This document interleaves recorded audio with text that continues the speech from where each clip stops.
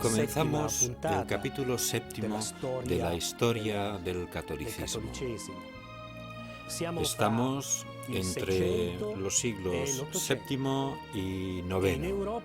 En Europa se va a producir una forma de unidad que tendrá en Carlos, luego conocido como Carlomagno, un eje central que se completará con la obra de grandes evangelizadores como San Bonifacio.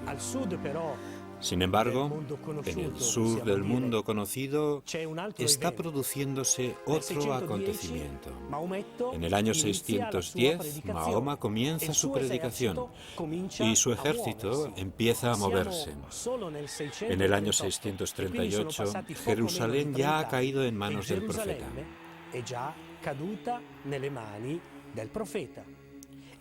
Han pasado menos de 30 años y la conquista avanza con gran celeridad. Las regiones que primero recibieron el anuncio del Evangelio son las primeras que caen.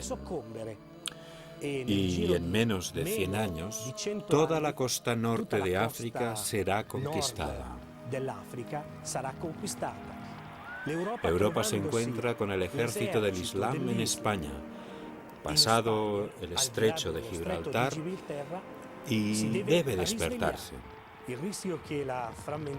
Todos comprenden el riesgo que corre la Europa fragmentada de aquella época y se preparan.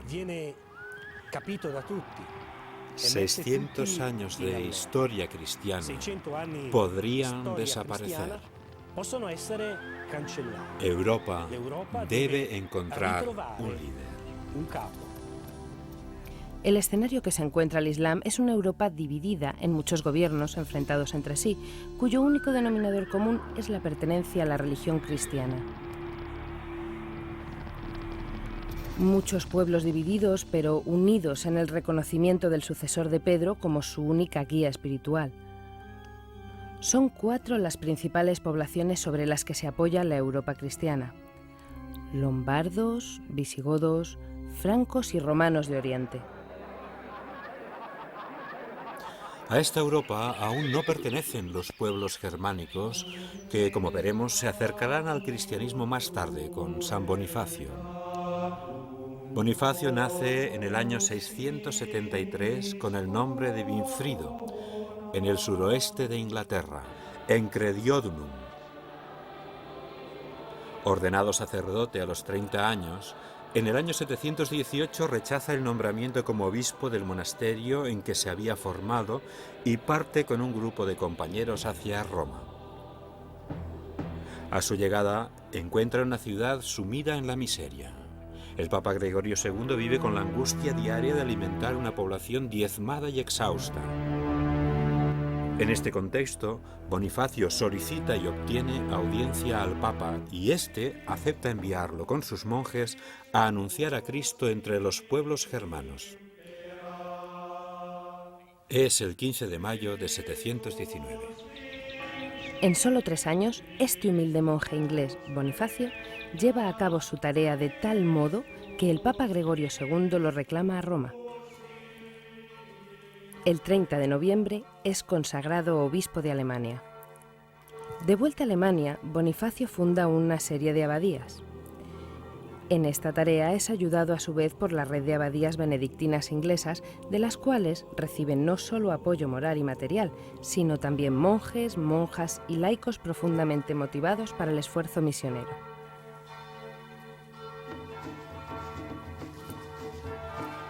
Es una historia que se sigue repitiendo en la actualidad. Por todos los continentes, los monjes, religiosos y laicos se desplazan y fundan nuevas realidades que a su vez se convierten en promotoras incansables del anuncio del Evangelio de Cristo a millones de hombres. En el año 731 muere el Papa Gregorio II. El nuevo Papa Gregorio III convoca un sínodo en noviembre de ese mismo año. y en él se condena definitivamente al emperador de Bizancio, León III, que en su obsesión iconoclasta hace quemar todas las imágenes religiosas. Pero Gregorio III defiende la validez y la necesidad de narrar la fe con las imágenes frente a la idea iconoclasta del emperador bizantino. El Papa Gregorio III sigue también apoyando al monje Bonifacio, el cual permanecería durante 40 años entre aquellos pueblos, convirtiéndoles hasta el día trágico en que un grupo de irreductibles paganos lo asesina. Así entra el monje Bonifacio en la larga lista de los santos mártires. Se podría decir que San Bonifacio tejió la urdimbre de esta búsqueda de unidad. Su martirio en Docum, el 5 de junio de 755, es señal de esta voluntad de lograr una unidad en Europa. Y frente al guerrero que alza sobre él la espada, no puede oponer otra cosa que el libro sagrado, el Evangelio del Amor. Por ello, Bonifacio es mártir, pero al mismo tiempo puede convertirse en el hombre que ha puesto las bases para que Europa encuentre su corazón, su centro de unidad.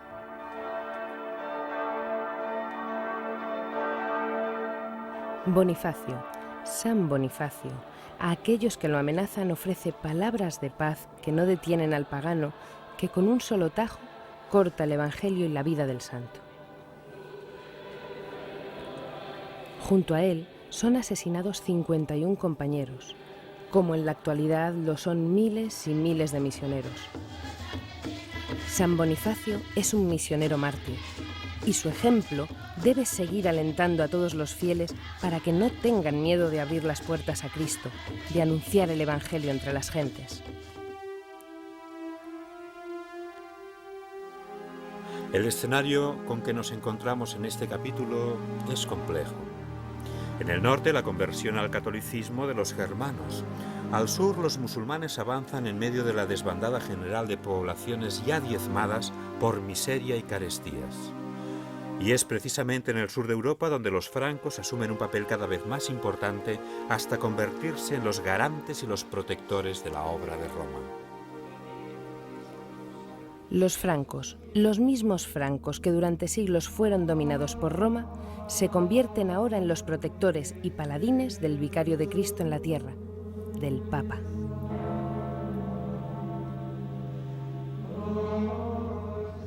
La primera figura que descuella en la estirpe carolingia es Carlos Martel.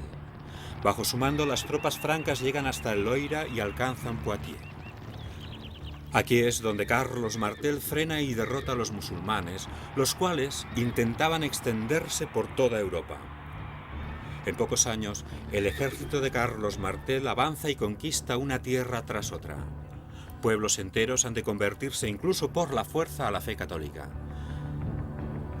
Carlos Martel, aunque por un lado es el defensor de Roma, por otra parte no tiene escrúpulos para apoderarse de los bienes de la Iglesia y repartirlos entre sus nobles. Carlos Martel morirá el 22 de octubre del 741, siendo sepultado en la Catedral de Saint-Denis. Le suceden sus dos hijos, Carlomán y Pipino, los cuales habían recibido su formación y preparación precisamente entre los muros de Saint-Denis. Bonifacio se dirige a estos jóvenes reyes para solicitar ayuda y apoyo. Y estos jóvenes reyes ponen en marcha una gran labor de legislación, administración y reforma, incluso en las costumbres morales de la Iglesia. Es entonces cuando los sacerdotes, para diferenciarse, comienzan a vestir el traje talar. A los monjes y monjas se les entrega una única regla, la de San Benito.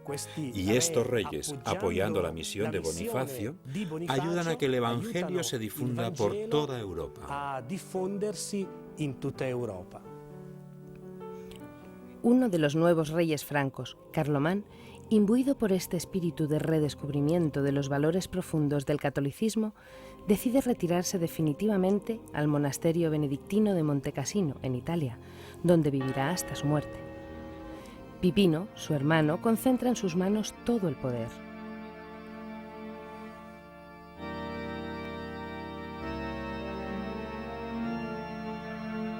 La situación en Roma es cada vez más precaria. Bizancio está ocupada tratando de contener el avance musulmán y las veleidades expansionistas de los lombardos, que amenazan cada vez más los territorios de Rávena y de la misma Roma. El Papa Esteban II acepta la protección que le ofrece el rey de los francos, Pipino el Breve. En el 753, pasando por Pavía, llega a Francia en medio de la devoción del pueblo y de la corte. Aquí, en la Catedral de Saint-Denis, el Papa concede a Pipino el título de Patricio de Roma, como protector de Roma. Y el mismísimo rey de los francos acompaña en su regreso a Italia al Papa, sometiendo a los lombardos y convenciéndoles para que cejen en su amenaza sobre Roma. Así pues, el Papa vuelve a una Roma que ya no sufre el acoso lombardo, pero los traidores siempre son traidores. Y nada más volver los francos a sus territorios, los lombardos, guiados por Astolfo, parten de Pavía para asediar Roma. El Papa Esteban II resiste y logra enviar por vía marítima mensajeros al rey de los francos. Pipino se pone en marcha y pronto alcanza con sus tropas Pavía, y Astolfo, rey de los lombardos, deja Roma para defender su reino ahora amenazado. Astolfo, derrotado, restituirá todos sus territorios al pontífice romano. Aunque enseguida llegan de Bizancio embajadores del emperador Constantino V, reclamando al rey franco Pipino los territorios de Rávena y Emilia. El rey de los francos, Pipino, al aceptar la defensa del Papa, pronuncia una frase histórica. No he tomado las armas empujado por una fuerza humana, sino que he venido a defender a Pedro, a defender al Papa. Y los territorios que conquisto los dono a Pedro, a su sucesor. Es el 26 de abril del 757. El Papa Esteban II muere y gracias al rey franco ahora la Iglesia tiene un territorio relativamente extenso que llega hasta la costa adriática. El poder temporal había comenzado en el año 728, cuando Liutprando, rey católico de los lombardos, dona a la Santa Sede la ciudad de Sutri. Se consolida un estado pontificio que en poco tiempo comenzará incluso a acuñar su propia moneda. Según se van creando los estados modernos, los estados soberanos, la necesidad de salvaguardar la independencia del Papa en sus funciones de gobierno de la Iglesia Universal es cada vez más importante. En el fondo, la Ciudad del Vaticano, en un contexto diferente al meramente histórico, está llamada a desempeñar la misma función que los estados de la Iglesia y después el Estado Pontificio han desempeñado en la época medieval y en la Edad Moderna. Es decir, garantizar al Papa, la independencia necesaria para su función al servicio de la Iglesia Universal. Estamos en el año 773. El rey de los francos es ahora el joven hijo de Pipino el Breve, Carlos, el cual debe ponerse enseguida a defender el norte de Francia de la amenaza sajona. En Roma, el Papa Adriano, sucesor de Esteban III, sufre nuevamente la amenaza de los lombardos, los cuales, como siempre, se aprovechan de la situación para tratar de ampliar sus territorios. Pero Carlos, rey de los francos, una vez vencidos los sajones en el norte, guía a sus ejércitos y corta de raíz las veleidades lombardas, cayendo sobre ellos para defender al Papa Adriano.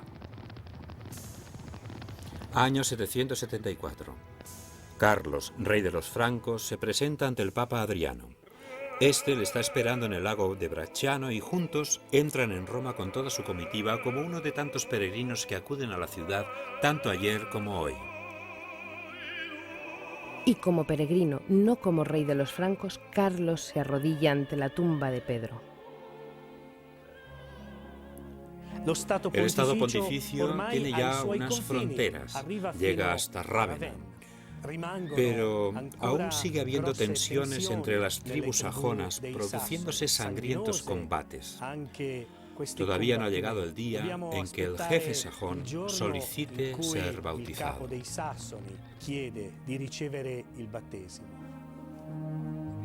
Igual que el rey de los avaros, Tudum, que se hizo bautizar en Aquisgrán teniendo como padrino al mismísimo Carlos. El reino de los francos se extiende ahora casi por toda Europa, excepto España, dominada por los musulmanes.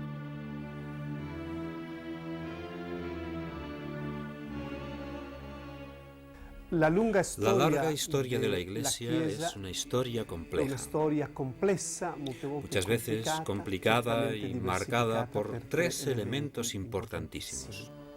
En primer lugar, la gran variedad de lenguas, de etnias, pueblos y naciones. En segundo lugar, por la gran variedad de religiones y caminos diferentes para llegar a creer y a expresar la divinidad.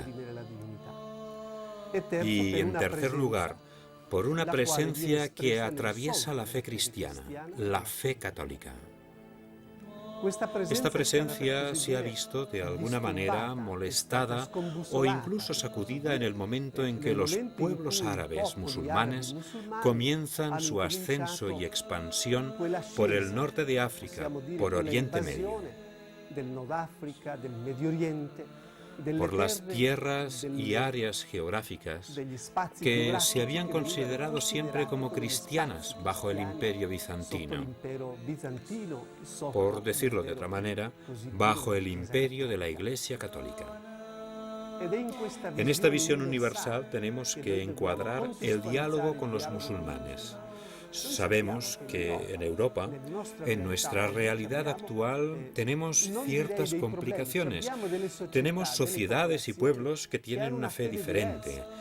Es necesario encontrar un camino viendo e intuyendo un rostro, una presencia, los ojos, la boca y los pensamientos de Dios en cada ser humano. Y esta es la base principal, el gran espacio en el que se construye la dignidad de la persona, los valores humanos, los derechos humanos.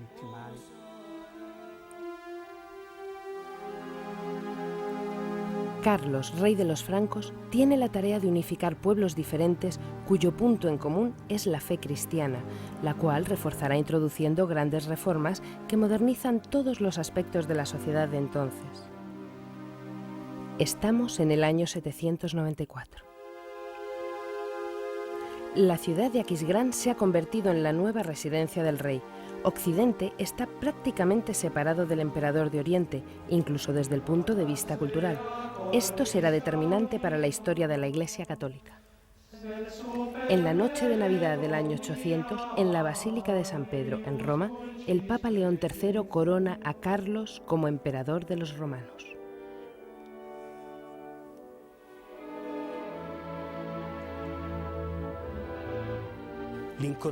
La coronación de Carlos, que se convierte en Carlomagno, es ciertamente el comienzo de un nuevo orden en Europa. Evidentemente, todo esto no le gusta nada al emperador de Bizancio, el cual reitera que solo puede haber un emperador de los cristianos. En territorio italiano la situación es complicada. Siracusa en Sicilia en esta época habla griego. Podemos considerarla como un territorio que está dentro de Italia, aunque en aquellos tiempos la división era diferente. Entonces, ¿cómo es posible armonizar estas tensiones? La separación entre las iglesias de Oriente y Occidente era cada vez más profunda.